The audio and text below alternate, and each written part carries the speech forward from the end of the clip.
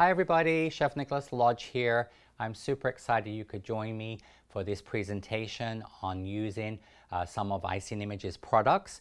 And this, as I said, is in collaboration with Icing Images. And I'm really excited to share with you basically a new sort of product I've developed within existing products. And this is basically what I'm calling Icing Sheet Clay. And it is basically a clay that you can use a little bit like gum paste, but a little different as well, to enable you to make elements of a flower that obviously you can't just make with straightforward wafer paper. So as you can see here on the poppy that I've made, so on this poppy there, I'm just coming in with a camera, you can see I've got a beautiful poppy, and this is obviously made with the Icing Images premium wafer paper sheets, the red sheets, with the conditioning spray, and obviously this has made these beautiful lifelike petals, okay? And but on this particular poppy, which is part of my Flower Pro range, because these are normally made in gum paste, there are elements on the mold to make the center of the poppy, also the poppy seed head, the poppy bud, and also the leaves. And so this new clay I've developed enables you to be able to use combination of your white wafer paper for petals and things, but then if you're making foliage, if you're making buds to go with certain flowers, like say you're making a wafer paper orchid, you wanted to make buds, it enables you to sort of manipulate the clay very much like you would gum paste. So just coming down here so I can explain a little bit about this. So Flower Pro is obviously my line in collaboration with Katie Sue Designs, and Flower Pro has, this is for example my poppy mold, and on this poppy mold this is obviously what I've used for the petals, and you can see how this gives very, very lifelike petals. This is one of the smaller ones, but using this as veining onto the wafer paper makes them look very much like they would in gum paste, all right, but obviously very thin.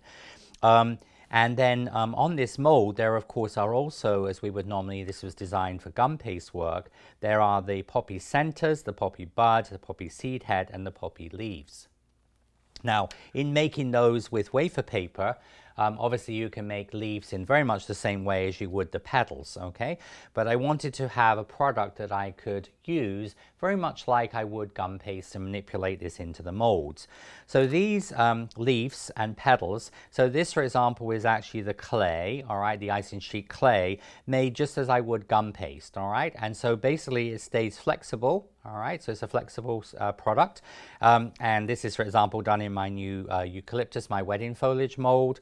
This is for example the poppy leaves I have here. Obviously these ones on the spray here, these ones have been colored, but you can see that this is obviously still stays flexible, okay? So it's a really wonderful product, and so I'm going to show you how I actually make this, all right? So when I come back, I'm going to show you how we prep and how we make this product. So this is the Icing Images premium wafer paper. Obviously this is what I use to actually make the poppy petals, okay? And a lot of you obviously use this beautiful product which comes in obviously white in different colors. A lot of people airbrush this and do different things on it. I've used actually the red straight from the pack, all right? And so that is used to obviously create the petals. But in this video I'm going to focus on showing you how to make this new, as I said, Icing Sheet basically clay, all right? Now these are the premium icing sheets. This particular one I'm using is called canvas, all right? So this is basically a texture like a canvas. So if you were putting this into a printer, it would look almost like an oil painting, all right? So it actually has textural detail on there. And these come in a pack, so there's actually 6 of these in a pack.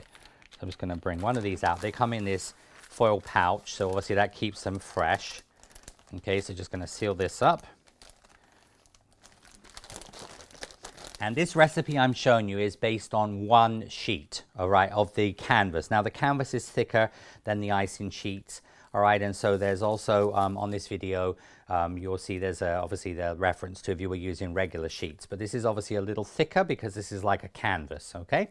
Now you want to keep the plastic, all right, so we're gonna just take the canvas off there, and if it cracks a little bit, don't worry about that, that's sort of normal. And what I'm gonna do here, I'm just gonna cut this down the middle, okay? I'm going to cut this down the middle lengthways with a pair of scissors. Now once you have done that, I'm going to, there's several options here. I'm going to use my KitchenAid This is the spaghetti attachment for the KitchenAid, all right? So this is like the spaghetti angel hair attachment, which goes on the KitchenAid mixer. You can also use a hand crank pasta machine if you buy a hand crank one in a craft store, but if you buy a kitchen one, they'll generally have the little fettuccine noodle attachment and the angel hair pasta spaghetti attachment as well. Now, alternatives, you could use your Cricut or your Silhouette. Then also you can buy just a hand cranked paper shredder. All right, they're very inexpensive, about $12 US, and you can buy them online, and basically that you would just keep for this purpose. All right, don't use your regular electric paper shredder because you get paper particles in there as well. But as I said, you can just use a hand crank paper shredder. You can get little small compact ones. You just use a handle on there, and that will basically shred this. And this is quite important. All right. Now, so what I've done here is I'm going to bring in my plastic, and I'm just going to put my plastic underneath my pasta machine, because then when this goes through, I'm going to put my this on about speed number 6, okay, and then I'm just going to feed this through. It doesn't matter which way you feed it through, but it's going to feed this through your pasta machine.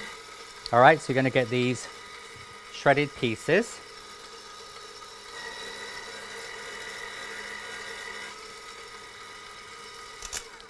All right, so you're going to just pop that out of the way. So this is important in playing around. You know, I spent several days in playing around with this paste, but this is actually great because you can use this for bird's nest. You can actually also customize sprinkles. So if you actually do this, you can airbrush this, or obviously dust this, then you could actually cut it up with scissors, so you could do customized sprinkles for graduations and things like that. I also do this technique in gum paste as well for tassels and bird's nest and things. Now what we're going to do now is literally you're just going to take your scissors and just going to chop this up as fine as you can get it. All right, so you really almost want like sort of sprinkle sized pieces here. And that's why I've got this on the plastic, because it makes it easier to put this into the bag. All right. Now if you just try to sort of say break the sheets up, it's not, you have to have it really, really fine like this, okay? Now I did, just in case anybody tries it, I have tried other techniques. I tried a food processor, but the food processor really didn't get it fine enough. Because it's a little bit gummy, it didn't really, as I said, have the effect that, so I found this works really, really well.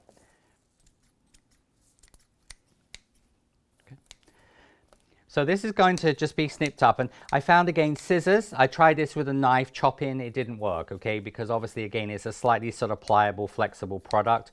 So just like kitchen shears work really, really well for this. You will lose a few of them, but as I said, that will be fine. Remember, this is one of the canvas sheets, all right? So this recipe I'm showing you has been based on that amount. Now once you get this snipped up, and you see working on the plastic makes it a little bit easier, it's not quite as messy. So then I'm going to take a zip top bag. I'm using a quart size a freezer bag, a little bit thicker, because we're actually going to be microwaving this in a little bit. And then all I do here is just take my pieces here. See, I'm going to go into the Ziploc bag, okay? And you keep this because this is actually useful for working on, and you can also do like royal icing pieces on here as well, and elements, so you can just wash these and keep them. It's great for royal icing work. So now what we're going to do is going to take 1 teaspoon, so this is a regular 5 ml teaspoon, all right, of warm water, all right, hot water. It's just out of the faucet, it doesn't have to be boiling, but just basically it's just warm, okay. And so what I'm going to do here is I'm going to take one teaspoon of water, and just open up the bag here, and then with my water here, I'm going to just add that to the wafer paper, or to the icing sheets, I should say. Now wafer paper this won't work with, because wafer paper is obviously rice starch, so it's going to obviously become very translucent and very gummy, okay, so it won't work in the same way. Now what I'm doing, and the reason why I have it in a bag rather than, for example, into a bowl, is I'm going to just sort of massage this. All right, so what I want to do is I'm just going to just sort of massage this with my fingers. So the 1 teaspoon of water I have in here is going to be integrated through the little, like almost like sprinkles, okay? And you see how you're just going to just work this in your hand like this. All right. You see how what I'm doing is I'm forming it into almost like a sort of a solid ball here. But I found that working in the Ziploc bag works really, really well for this. You see? So you've almost made it into a solid ball. Now we want to leave this for about at least 5 minutes. It can be more, but at least 5 minutes to hydrate, because we want now the moisture to permeate into the basically icing sheet. All right. So we're going to leave this about 5 minutes, just leave it in the plastic bag, and then we'll be ready for the next stage. So I'll be right back. So you want to put some gloves on, so they don't have to be green, all right? But it says they want to put some gloves on. So you need to leave this about at least 5 minutes. So this is the one I've just demonstrated. This one I had already earlier, because you have to let the moisture hydrate in the paste. Now I'm going to put this, now I'm going to come over to microwave, okay? So we're going to pop this into the microwave. And what I'm going to do here is I'm just going to pop this into the microwave for 15 seconds, okay? So I'm going to pop it into the microwave for 15 seconds.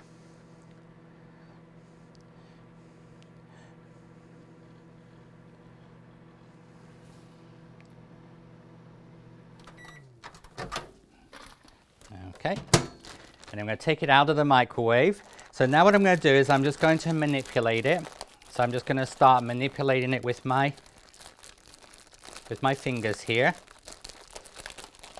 And my gloves on. The reason I have the gloves on is it's going to be a little bit warm, okay? And you can also, like for example, if you follow amazing sugar artists like Sydney Galpin, you know, obviously with sugar work, a lot of time with sugar work, you'll work with obviously cotton gloves inside obviously your latex gloves or your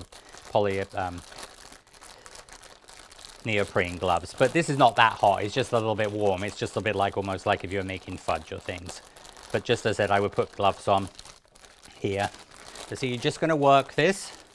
What this is going to do is going to just make it a little bit more malleable. And what this is going to do is just going to make sure that any of the, because the particles in here, you want to make sure everything is integrated together. It's almost like melted. Okay, and then I'm going to go back in the microwave for about another, basically 10 to 15 to 20. Now this is just a little, this is actually a 700 watt microwave. A lot of you, this is obviously a small one you use like in a college dorm room. So 700 watts is not that powerful. A lot of microwaves are 1200, 1400. So when you do if you do have a stronger microwave, maybe just do 10 seconds to start off with. So this is a little bit like when we do isomer work. You're going in usually for about 15 seconds. And then I'm just going to go in here for about another 15 seconds. But remember, this is on a 700 watt, so I probably would do 10 and 10 if you're working on a higher powered microwave. Okay.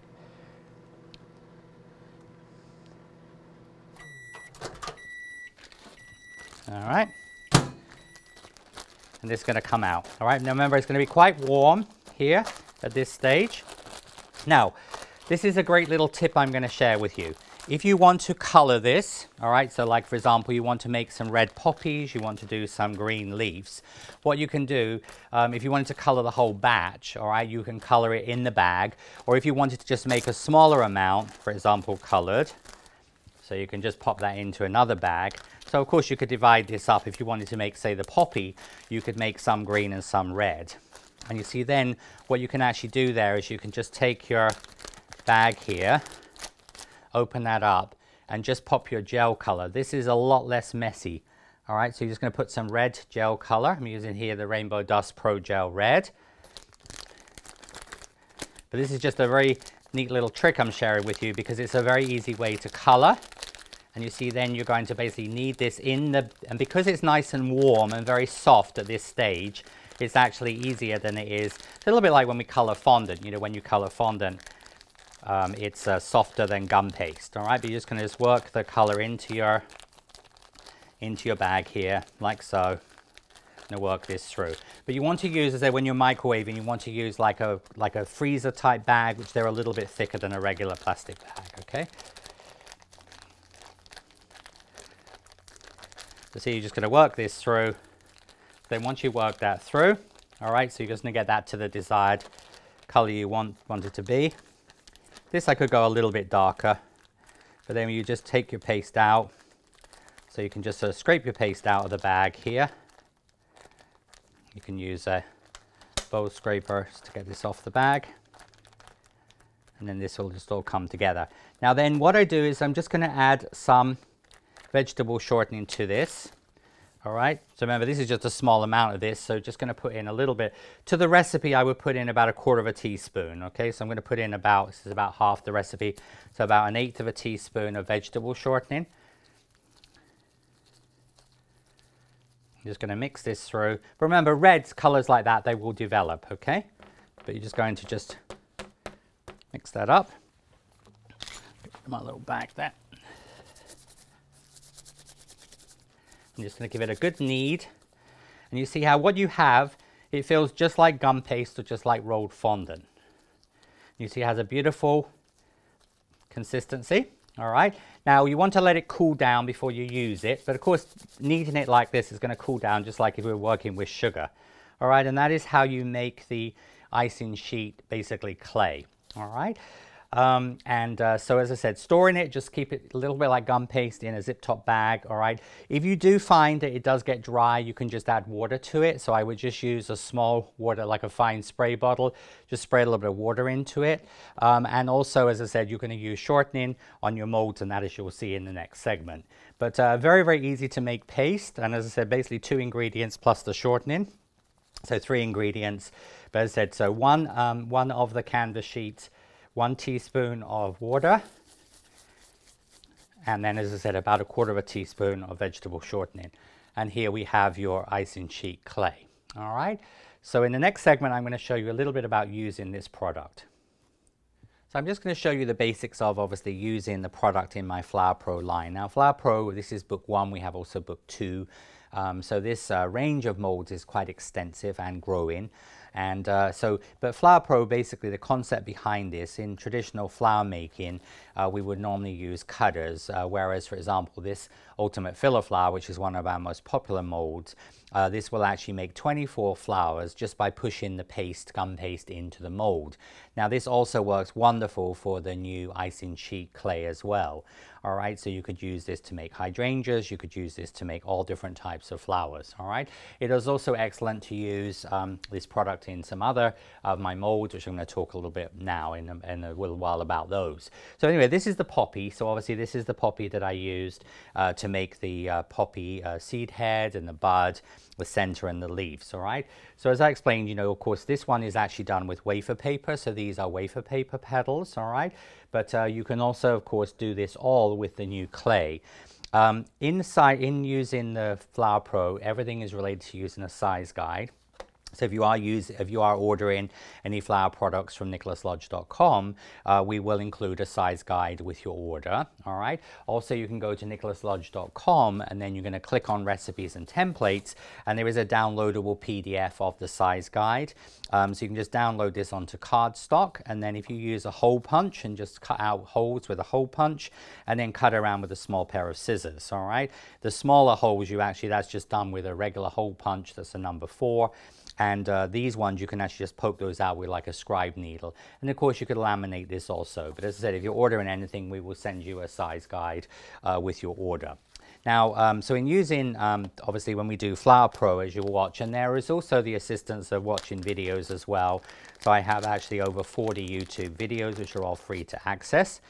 And so when you're making a poppy petal with this, it's really just to show you how the paste reacts. You're going to use, for the medium-sized poppy petal, you'll use a number 8 small. So that means a number 8 that goes through the hole. All right, so this is classed as a number 8 size piece of paste. And so we work with this just like you would gum paste. All right, you're going to take a little bit of vegetable shortening. You're going to work, as you work with the paste, you're going to work a little bit of shortening into it, just like you would gum paste. It's a little tighter than gum paste. It almost has slightly more of like a chewing gum type of consistency. But as I said, you just give that a little massage. Now, the thing that I have found, all right, although it is, as I said, it's sort of a little bit denser than gum paste, you want to use just a little tiny bit, and I do mean a very, very small amount of vegetable shortening in the mold, or you can use coconut oil. Also, I do sell in my Nicholas Lodge collection. This is called Easy Release. And this is an organic coconut oil, organic lemon oil, and organic beeswax product.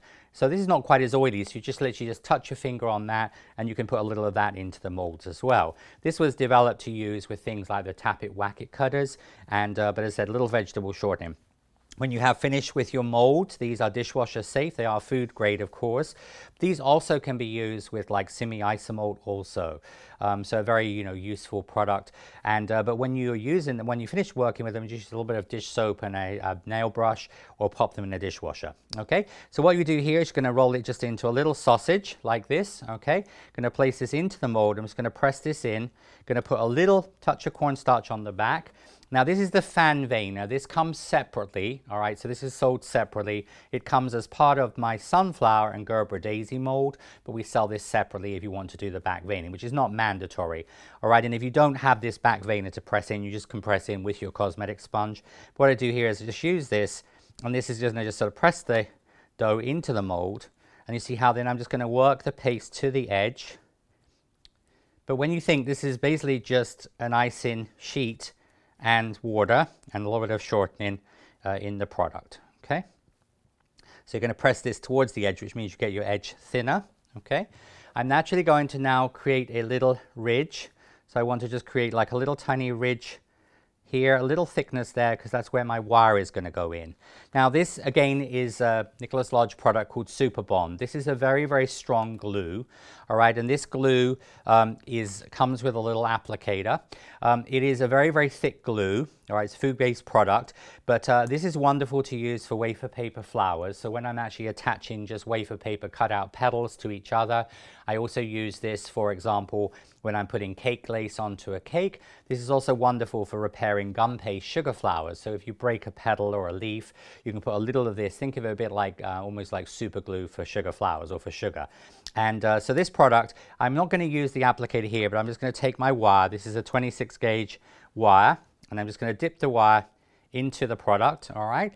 And just when you're not using it, keep the lid obviously on this. And then what you do is you're going to just take the little channel, so you can see the little channel here, and you're going to insert the wire into the little channel here. So the wire just goes into the channel, and this means it's going into the, there we go, just going to thread that into the pedal here. So it wants to go in about halfway into the pedal, okay? And then you can just put a little touch of cornstarch if you want to on there. And then this is the back veiner. So you see the wire is threaded in the channel and goes in about halfway in. But you can watch the full video on this. I'm just showing you the basics of using some of my molds. And also I'm going to show you some solid things. So we're going to then just put the veiner onto here. And this is exactly the same way that I do the, when I make the wafer paper, all right? Condition, I use the potion on there, and then I basically put it into the mold. So I do the same with the wafer paper as well. I turn this over, and I'm going to flex the mold, and I'm going to use my little scraper here, little flexi scraper, to pull out the excess paste. Just going to mold this around. So you see how you have the beautiful veining both on the front and the back.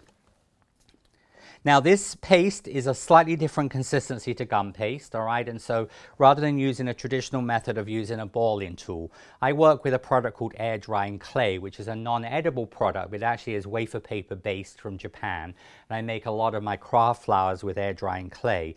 So when we do air drying clay, it's a little similar to this in its structure. It doesn't have the same structural integrity as gum paste. So we wouldn't use a balling tool as we would normally do. When we soften the edge of the petals, this is on the back, I'm using my little companion tool, and you see how I'm just rolling on my clay here.